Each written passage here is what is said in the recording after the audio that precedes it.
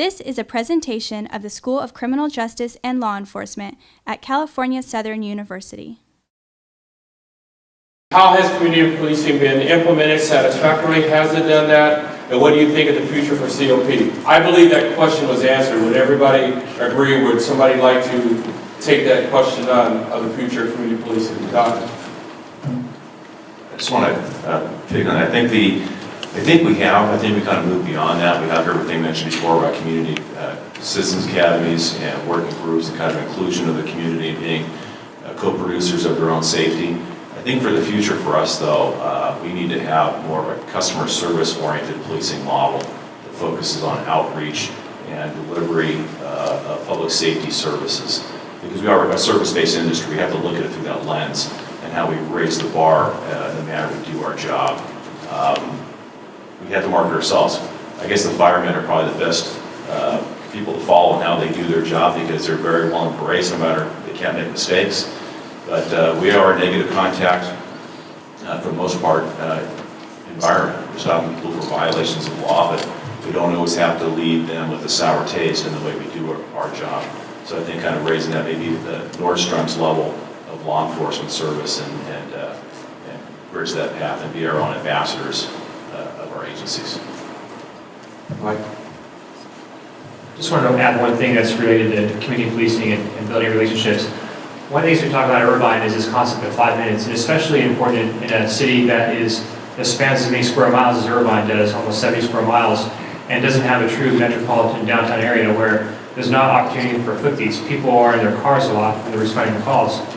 So we talk about this concept of 5 minutes, which encourages our officers each day, every single patrol officer, every single shift, to make it a point to have a conversation with somebody outside of some kind of official contact for 5 minutes. It could be during a meal break, it could be when you're just out there walking around getting coffee or something. But the idea is, think about the impact that law enforcement can have in the community if every single officer, every single day and every single shift, spend 5 minutes meeting somebody new and just having a conversation with that person. You're going to have new ambassadors and people that may look at law enforcement in a different way, and an opportunity for law enforcement to get to know the public and for the public to get to know the human side of the officers who serve our cities.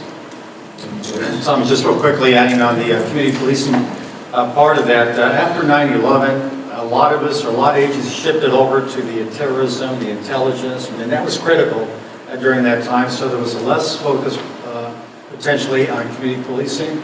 As all of us went through the recession, and many of us, including my department, we actually had layoffs, reduction in personnel, and just trying to keep up with the calls for service, the investigations, etc.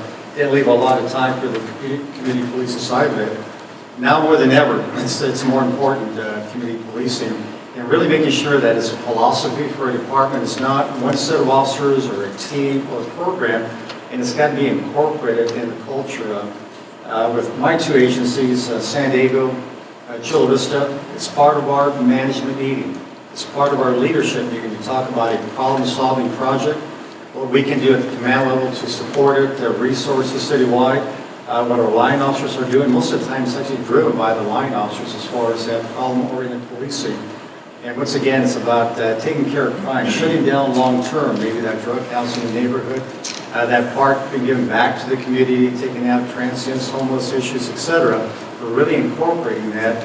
And people within the two organizations that I have the pleasure of working with, Chula Vista now and San Diego, people understand when it comes from the chief, and the chief is out there in the community meetings, the chief is out there trying to give resources for that project, and they see as people are moving in the organization to the next level, sergeant, lieutenant, so on, these are folks that are really embracing community policing. Tommy, what I'd like to add is this, is that to answer your question, has community policing been done satisfactorily? I'd say it's been done satisfactorily. Could it be better? I think absolutely. One of the components of community policing is problem solving. And when we look at things or problems within our community that are related to homelessness, mental illness, to youth in our communities, to drugs, those are all social issues. And we're first responders. We're not first responders just for medical aid issues, but we're first responders to every single one of those things that I just mentioned. And if we want to get from satisfactorily to doing great community policing, there has to be much more of an investment in policing. And I'm not talking just about hiring more police officers, but we need to ask ourselves, has every community invested in Department of Mental Health clinicians housed at a police department? Do we have probation in our police department? Do we have social workers in our police department? And I venture to say no to most agencies.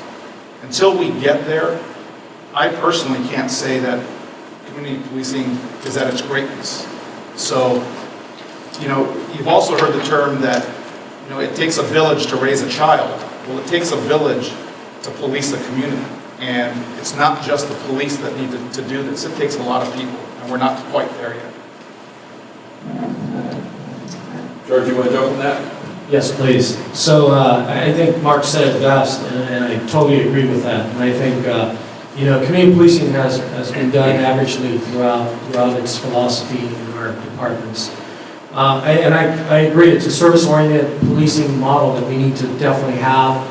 I think where the next step is community governance, and I think that is what Mark is talking about, which is, you know, policing communities is not solely a police department issue. It is a holistic approach to dealing with issues and bringing all the other entities.